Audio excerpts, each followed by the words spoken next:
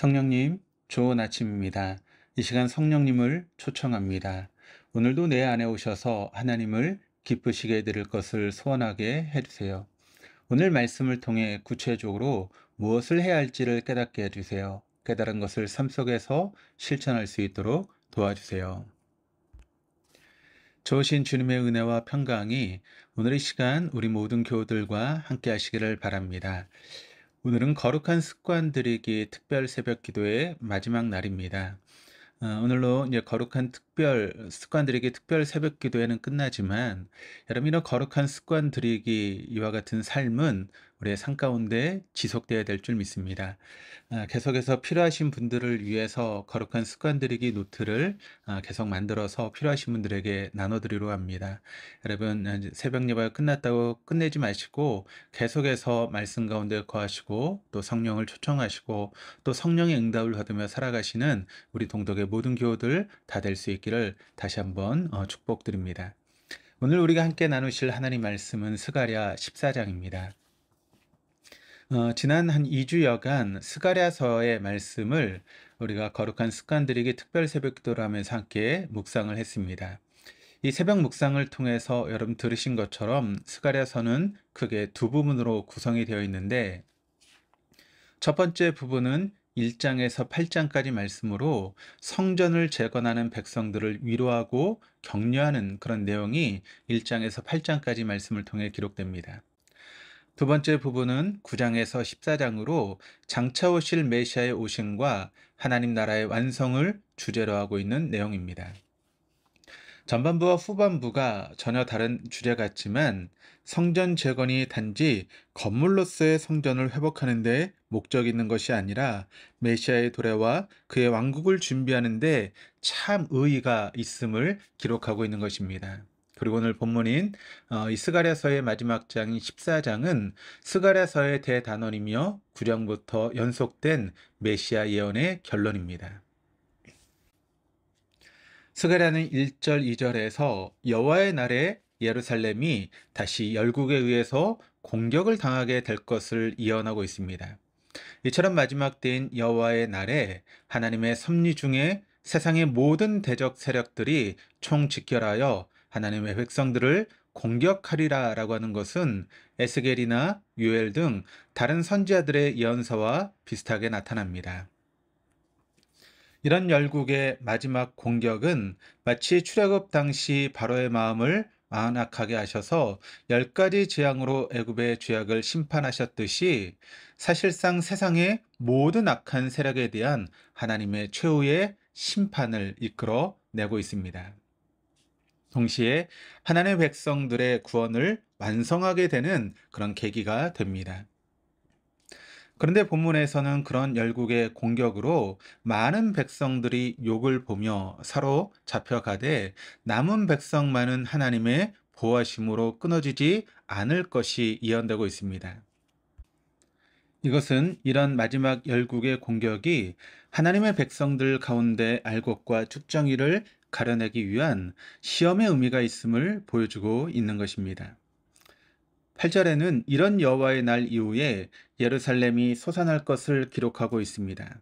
온 세계에서 예루살렘만이 산 위에 우뚝 서게 될 것을 말하며 그것은 곧 그리스도의 몸된 교회가 완성되어 영광스럽게 될 것을 뜻합니다.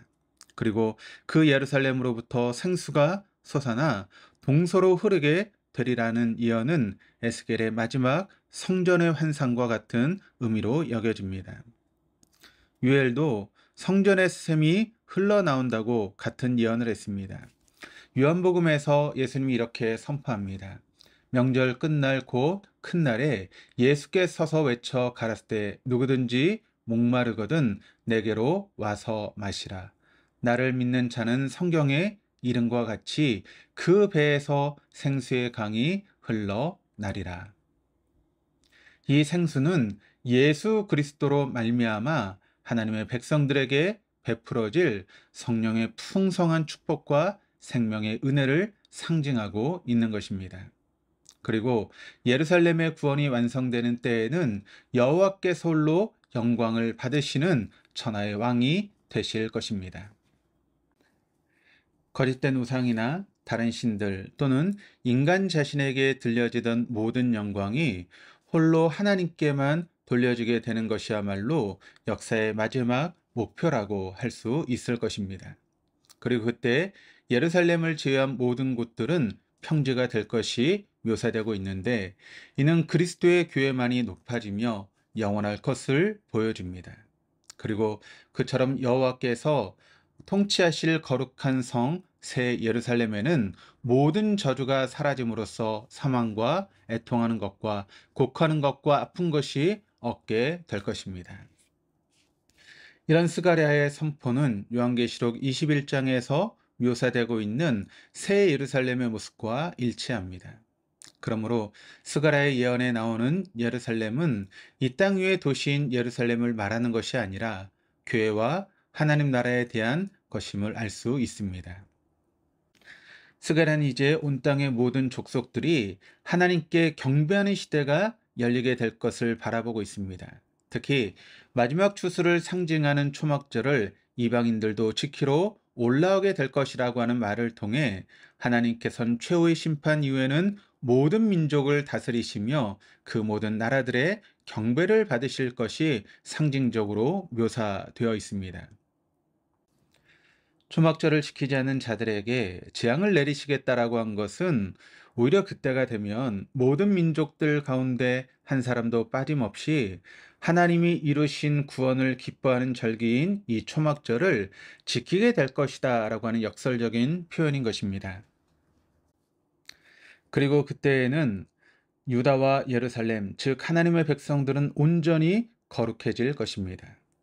여호와께 성결이라는 말은 원래 대상의 관, 즉 이마에 붙여지는 금패에 기록되는 것이지만 그때가 되면 말 방울에까지 새겨질 것이라는 표현은 완성된 하나님의 나라에서는 모든 것이 다 거룩하게 될 것임을 말하는 것입니다.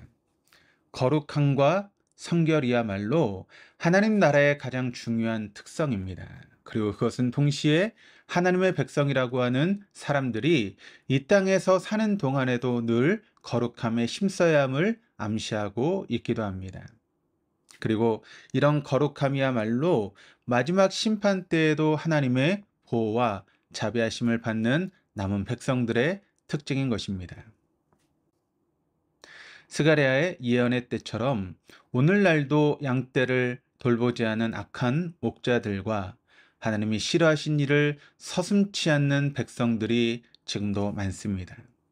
어두운 시대일수록 우리에게 빛이 되어주시는 분은 오직 하나님뿐입니다. 그 하나님의 생명의 말씀을 통해서만 희망을 가지게 됩니다. 하나님께서는 스가랴를 통해서 오늘도 우리에게 말씀하십니다. 나의 하나님 여호와께서 임하실 것이요 모든 거룩한 자들이 주와 함께 하리라. 기도하시겠습니다. 마지막 심판 때 하나님의 은총과 보호를 받는 남은 백성이 되게 하여 주옵소서. 앞으로 임하게 될 하나님의 날을 기대하며 그날이 두려움이 되지 않도록 오늘도 믿음으로 살기를 소원합니다. 그래서 하나님의 날을 완전히 회복의 날, 영광의 날로 맞이하게 하옵소서. 우리도 예수 그리스도의 보혈로 새로운 피조물이 되었으니 주와 함께하는 거룩한 삶이 되어 더욱 말씀 앞에 자신을 점검하고 바르게 세워가게 하여 주옵소서. 4주간 이어왔던 거룩한 특별 새벽 기도를 마칩니다. 그러나 이 특별 새벽 기도를 마치지만 우리가 여전히 거룩한 습관을 들어가고 성령을 초청하고 또 성령의 인도하심을 받으며 성령의 응답을 얻고 믿음의 삶, 거룩의 삶을 살아갈 수 있는 우리 동독의 모든 교우들 다 되게 하여 주옵소서. 감사드리며 예수 그리스도 이름으로 기도드립니다. 아멘.